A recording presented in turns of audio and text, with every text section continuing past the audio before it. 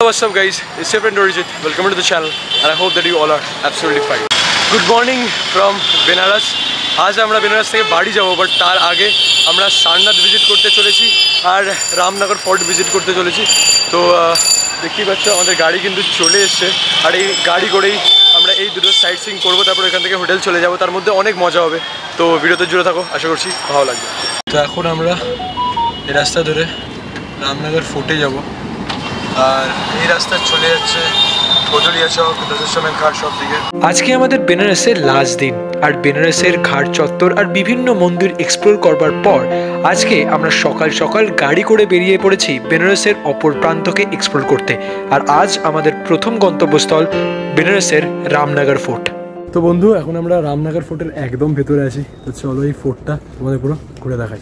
বেনারসের কাশী বিশ্বনাথ মন্দির থেকে মাত্র 10 কিলোমিটার অতিক্রম করলেই বন্ধু তোমরাও চলে আসতে পারবে বেনারসের রামনগর এলাকায় অবস্থিত এই রামনগর ফোর্টে। ইতিহাস পড়লে জানা যায় এই রামনগর ফোর্টটি নির্মাণ করা হয়েছিল 18 শতকে তখনকার কাশীর মহারাজা বলবন্ত সিংহ দ্বারা। চুনার পাথর দ্বারা নির্মাণ করা এই রামনগর ফোর্টের বিভিন্ন জায়গায় দেখা মেলে মুঘল আর্কিটেকচারাল স্টাইলের। এই দুর্গের খোলা আঙিনা, সুন্দর কারুকার্য করা বারান্দা এবং মুঘল স্থাপত্যের সৌন্দর্য উপভোগ করার জন্য পর্যটকদের ঢল নেমে আসে রামনগর ফোর্টে। এই দুর্গের মধ্যে দেখা মেলে একটি মিউজিয়ামের, যার মধ্যে খুব যত্ন সহকারে সংগ্রহ করে রাখা হয়েছে বিভিন্ন প্রাচীন গাড়ি, পালকি, মধ্যযুগীয় পোশাক এবং সেই আমলের বিভিন্ন অস্ত্র, বন্দুক ইত্যাদি।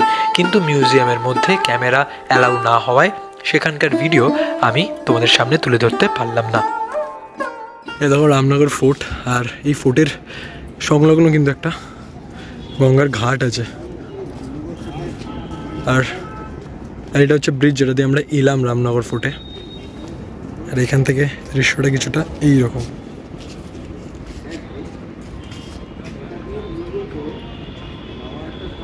ফোর্টের পাশে একদম গঙ্গার ঘাট, আর তার পাশেই কিন্তু একটা সুন্দর শিব মন্দির দেখতে পাচ্ছ এখানে। এই রামনগর ফোর্টে আসার জন্য আর যে মিউজিয়াম আছে সেগুলো দেখার জন্য তোমাদের কিন্তু 80 টাকা করে পার হেড টিকিট কাটতে হবে। আর এই মিউজিয়ামের মধ্যে কিন্তু খুব সুন্দর সুন্দর আগেকার দিনের যে জিনিস দেখতে পাবে তোমরা, যেমন হচ্ছে ওদের তরোয়াল দেখতে পারবে, বন্দুক দেখতে পারবে, তারপর ওদের ব্যবহারের কিছু দ্রব্য দেখতে পারবে, তারপরে জামা কাপড়, এইসব সব কিছু কিন্তু রাখা আছে। কিন্তু একটাই কমপ্লেন আমি করতে চাই, শুধু আমি নয়, সৌরভ দা অ্যান্ড আকাশ সবাই এই কমপ্লেনটা করছিলাম, মানে কথা নিজেদের মধ্যে ডিসকাস করছিলাম যে ভালোভাবে কিন্তু একদমই মেনটেন করা নয়। এইগুলো তো আমাদের দেশের ঐতিহ্য, তাই না, ইতিহাস, সেইগুলোকে ঠিক করে রাখাও আমাদেরই কর্তব্য। আমার মনে হয় কি আরেকটু গভর্নমেন্ট যদি এই দিকে ধ্যান দেয় তাহলে আরও ভালো হয়। রামনগর ফোর্টের একদম ভেতরে কিন্তু এখানে খুব সুন্দর শিবলিঙ্গ আছে, মন্দির আছে, খুবই সুন্দর। দেখো প্রচুর টুরিস্টের ভিড় কিন্তু হয়ে গেছে। তো তোমরাও যদি এই দিকে আসো, বেনারস ঘুরতে আসো, তো অবশ্যই রামনগর ফোর্টে এসো।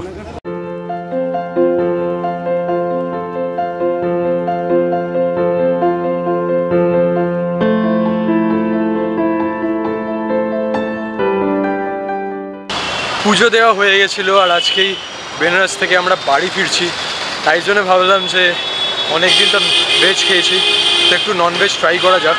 তাই জন্য একটু বিরিয়ানি খেলাম, বেশ সুন্দর বিরিয়ানিটা খেতে ছিল। 170 টাকা করে নিল আমাদের, তো ভ্যালু ফর মানি বলতে পারি। তো এখন তো আমরা একটু হাঁটছি, সামনেই আমাদের গাড়ি রাখা আছে, গাড়ি করে যাবো এখন সারনাথ। সুন্দর একটা লাঞ্চ করবার পর আমরা গাড়ি করে রওনা দিলাম আজকের দিনের আমাদের দ্বিতীয় গন্তব্যস্থল সারনাথের উদ্দেশ্যে। এখন বাজে 2:30 আর আমরা চলে এসেছি সারনাথে। তো চলো এই জায়গাটা পুরো তোমাদের ঘুরে দেখাই। তো ঢুকে এই মন্দিরের পাশে একদম দাঁড়িয়ে আছি, আর এইদিকে দেখো মন্দিরের ইতিহাস তো বলাই আছে, তার সঙ্গে এখানে যে ভিজিটিং টাইম আছে সেগুলো বলা আছে। তো তোমরা এখান থেকে স্ক্রিনশট মেরে দেখে নিতে পারো বা পজ করে দেখে নিতে পারো। তো তোমরা দেখতেই পাচ্ছ পুরো মন্দিরের দেওয়ালে কিন্তু বুদ্ধের গল্প পুরো আঁকা আছে, বিভিন্ন জীবনের যে গল্প সেগুলো কিন্তু পুরো আঁকা আছে এখানে, খুব সুন্দর। হলো বুদ্ধ মূর্তি, খুবই সুন্দর। একটু কাছ থেকে দেখাই তোমাদের, এই দেখো অপরূপ সুন্দর দেখতে। পুরো জায়গাটাই, পুরো মন্দিরটাই কিন্তু ভীষণ সুন্দর। মন্দিরের বাইরেটা মানে বুদ্ধিস্ট মন্দিরের বাইরেটা, আর তার পাশে কিন্তু এরকম সুন্দর বাগান আছে যেখানে কিন্তু ইজিলি তোমরা একটা সুন্দর সময় কাটাতে পারবে। এখন যদিও প্রচুর গরম, বাট শীতকালে কিন্তু জায়গাটা বেশ ভালো লাগবে। এই হচ্ছে আশেপাশের অ্যাম্বিয়েন্স। এই যে মন্দির দেখলে, মন্দিরের একদম পেছনে এখানে কিন্তু দেখো লেখা আছে deer park Sarnath mini zoo. এই জু তোমরা কিন্তু ভিজিট করতে পারবে, কিন্তু আজ যেহেতু শুক্রবার আজকে বন্ধ, তো অন্যদিন এলে তোমরা কিন্তু এটা ভিজিট করতে পারবে। তো চলো বাইরে থেকে একটা ছোট্ট ঝলক দেখিয়ে দিই। এখানে টিকিটের কাউন্টার আছে, আর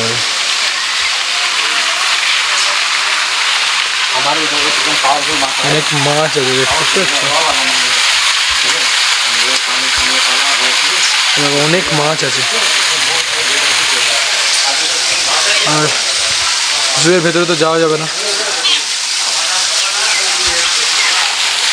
চলো এবার ওই দিকটা ঘুরি।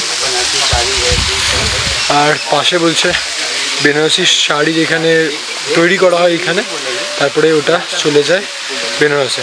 তো এখানে শাড়ি করবার জায়গাও আছে, আর এখানে স্তূপা আছে, ওটাও তোমার দেখাবো। তো এইখানেই দেখতে পাচ্ছ বেনারসি শাড়ি কিন্তু এখানেই তৈরি হয়। আর হচ্ছে সারনাথের পার্ক, আমরা ওইখান থেকে ঘুরে এলাম। ওইদিকে যাবো হচ্ছে শান্তি স্তূপার কাছে। আর তারই পাশে এখানে পুরো বেনারসি শাড়ি তৈরি হয়। এখানে অনেক দোকানও আছে, তোমরা চাইলে কিন্তু এখানে এসে একবার দরদাম করতে পারো। বলছে তো এখানে অনেক কম দামে তোমরা পেয়ে যাবে। ভারতের সারনাথে অবস্থিত এই চীনা বৌদ্ধ মন্দিরটি 1939 সালে তাও কাই এবং ফাও ইয়াংশু দ্বারা প্রতিষ্ঠিত হয়েছিল। এই মন্দিরটিকে চীনা ভক্তরা তৈরি করেছিলেন ভগবান বৌদ্ধকে শ্রদ্ধা জানানোর জন্য, এবং ভারতবর্ষের সারনাথে অবস্থিত এই চাইনিজ বুদ্ধিস্ট টেম্পল কিন্তু বৌদ্ধ ধর্মের অত্যন্ত গুরুত্বপূর্ণ একটি স্থান। তো আমরা চলে এসেছি ধামেক স্তূপার সামনে, আর এখানে দেখো সব হিস্ট্রি লেখা আছে, তোমরা চাইলে কিন্তু পজ করে পড়তে পারো। আর এটা হচ্ছে এন্ট্রি, আর এটা হচ্ছে এক্সিট, আর ভেতরে পুরো জায়গাটা তোমাদের ঘুরে দেখাবো। যতদূর সম্ভবত এখানে এন্ট্রি ফি লাগে, 25 টাকা করে দিতে হয় এন্ট্রি ফি। তো চলো এবার ভেতরটা যাওয়া যাক। আমরা কিন্তু এখন ঢুকে গেছি, 25 টাকা করে টিকিট নিল যেমনটা আমি বললাম। আর এখানে কিন্তু হেঁটে দেখার জন্য দেখতে পাচ্ছ সুন্দর বাঁধানো রাস্তা আছে, আর এই জায়গাগুলো কিন্তু একদম ওয়েল মেনটেন্ড বলা যেতে পারে। ওটাই গরম, আর দেখতেই পাচ্ছ সুন্দর বাগানের মধ্যে রেস্ট নিচ্ছে। তো তোমরাও চাইলে কিন্তু এখানে আরামসে রেস্ট নিতে পারো। আর জায়গাটা কিন্তু অনেকটা বড়, মানে ঘুরতে বেশ টাইম নেবে কিন্তু। এটা হচ্ছে অশোকান পিলারে একটা ছোট্ট টুকরো যেমন দেখতে পাচ্ছ। আর এই পিলারের ব্যাপারে ইতিহাস সব কিন্তু আছে এইখানে, চাইলেই তোমরা পজ করে দেখে নিতে পারো। ধামেক স্তূপ হল ভারতবর্ষের উত্তরপ্রদেশ রাজ্যে সারনাথের ডিয়ার পার্কে অবস্থিত একটি বিশাল স্তূপ।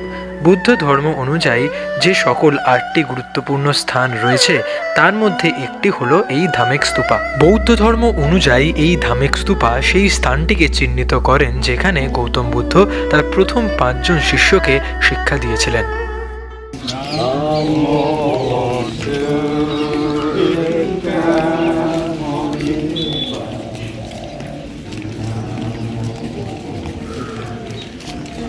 এখন ধামেক স্তূপার একদম সামনে দাঁড়িয়ে, আর দেখতেই পাচ্ছ আর এইখানে ধামেক স্তূপার পুরো ইতিহাস কিন্তু দেওয়া আছে, তোমরা চাইলেই এটা পজ করে দেখে নিতে পারো। সারনাথকে সুন্দরভাবে এক্সপ্লোর করবার পর এবার আমরা রওনা দিয়ে দিয়েছি বারাণসী জংশনের উদ্দেশ্যে।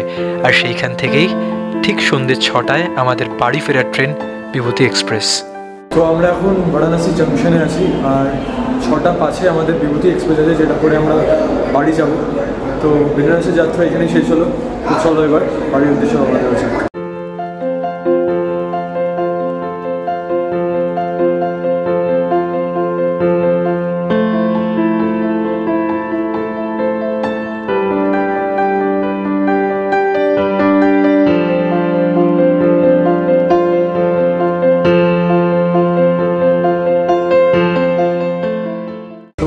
পাচ্ছ একদম অ্যালাউটেড সিটে বসে গেছি। সৌরভ তো এখানে বসে গেছে নিজের সিটে। এখানে বিট্টু কেমন গেল ভাই জার্নিটা বল? জার্নি তো এখনো বাকি আছে, মানে আমাদের ট্রিপটা ব্যাপক হয়েছে। মোটামুটি বারাণসীতে যা দেখার আছে সবই দেখা হয়ে গেছে, আর কিছু মনে হয় না বাকি হবে। ভিডিও দেখলে তোমরা বুঝতে পারবে। এখন লাস্ট জার্নি বাকি, বাড়ি যাওয়া। ভালোই যাবে আশা করছি। ঠিক 6:06 ছেড়ে দিল আমাদের ট্রেন বিভূতি এক্সপ্রেস। 6:30 সময় অর্ডার দিয়েছিলাম, অ্যাট লাস্ট আমাদের খাবার চলে এসছে। আকাশ ভেবেছিলিস তো পাবি না? হ্যাঁ হ্যাঁ, আমরা 9:30 অবধি দেখতাম, তারপরে শুয়ে পড়তাম, এসে গেছে। বাট অ্যাট লাস্ট খাবারটা চলে এসছে। চলো তাড়াতাড়ি খেয়ে এবার শুয়ে পড়বো। একবারে দেখা হবে কাল সকাল। সকালবেলা ঘুম ভাঙলো এরম সুন্দর প্রাকৃতিক দৃশ্য দেখে। আর সত্যি কথা বলতে গেলে এই পুরো ট্রিপটা খুবই সুন্দর হয়েছে। আশা করছি তোমাদেরও খুব ভালো লেগেছে। আর আমরা বাড়ি ফিরছি বিভূতি এক্সপ্রেসে। তাছাড়াও বিভিন্ন ট্রেন রয়েছে, তার সমস্ত ডিটেল তোমরা পেয়ে যাবে আমাদের ডেসক্রিপশন বক্সে। এখন আমরা আছি 8:20 ব্যান্ডেল লোকালে। আর চলে এসেছি, দেখতেই পাচ্ছ, হাওড়া স্টেশনে। আর এই ট্রেন ধরেই আমরা চলে যাব আমাদের বাড়ি চন্দননগর। তো মোটামুটি বুঝতেই পারছো এখানেই কিন্তু আমাদের এই ভিডিও তার সঙ্গে সঙ্গে বেনারস সিরিজ শেষ হলো। তো আমার তো বেশ ভালো গেল বেনারস সিরিজ। তো তোমাদের কেমন লাগলো অবশ্যই কমেন্ট করে জানিও। আর যারা পুরো সিরিজটা দেখোনি, পুরো সিরিজের লিঙ্ক থাকবে ডেসক্রিপশনে, তার সঙ্গে সঙ্গে আলাদা একটা প্লেলিস্টও থাকবে, সেখান থেকে পুরো ভিডিওগুলো চেক আউট করে নিতে পারো। আশা করছি ভালো লাগবে। তো চলো বন্ধু, দেখা হচ্ছে নেক্সট ট্রিপে। Till then stay happy, stay blessed and keep enjoying this beautiful life that god. Adios.